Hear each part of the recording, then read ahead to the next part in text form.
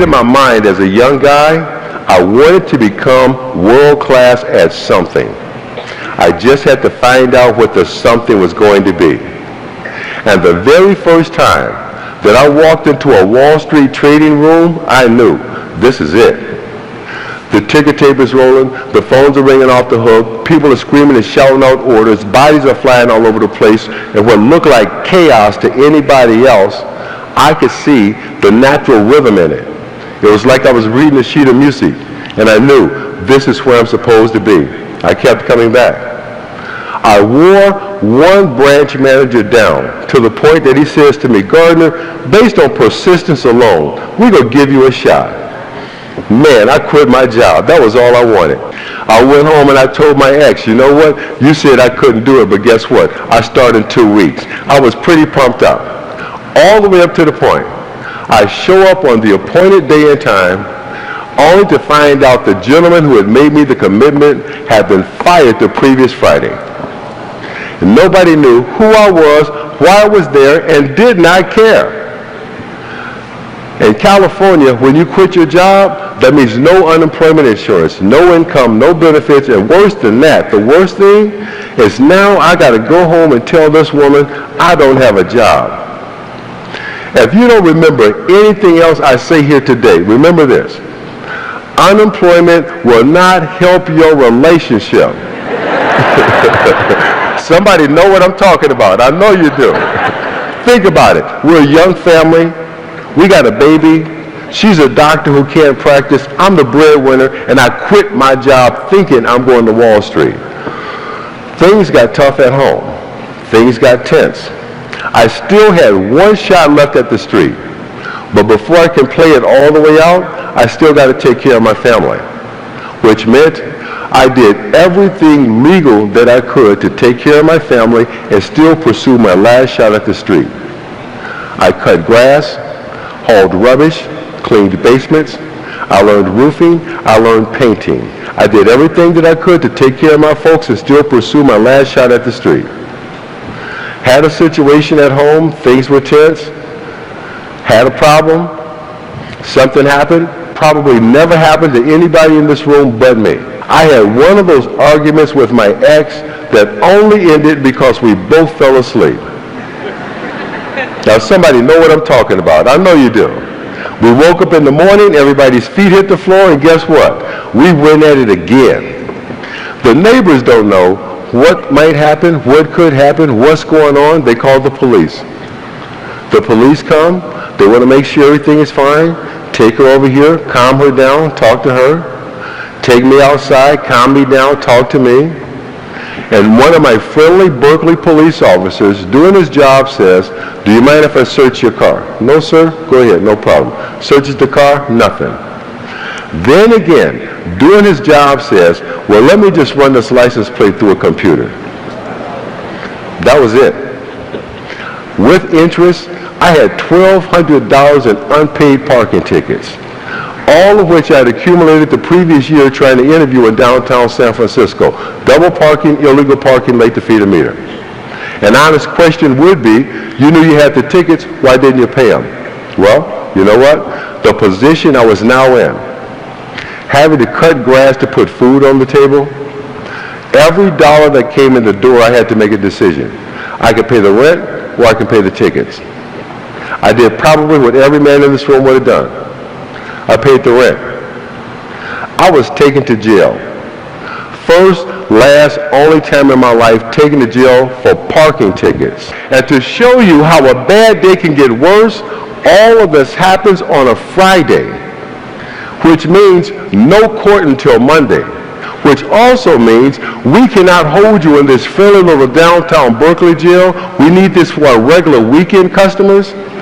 I was sent to a place called Santa Rita State Penitentiary, where the most notorious inmate had chopped 23 people to death with an axe.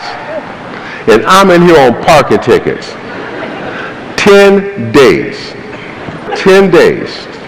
All I could think about is, does my little boy know I didn't leave him like my father left me? Does my son know I can't be there because of the circumstances? What's my ex say when my little boy looks at her and says, "Where's Papa?" I was the first thing this boy saw when he came into the world. I was the first thing he saw every morning. I was the last thing he saw every night. And if you've never been forcefully separated from your child, that's an experience that I will pray you never have. Something more pressing was happening. My last shot at Wall Street, my last opportunity was set up the day before I'm to be released from prison.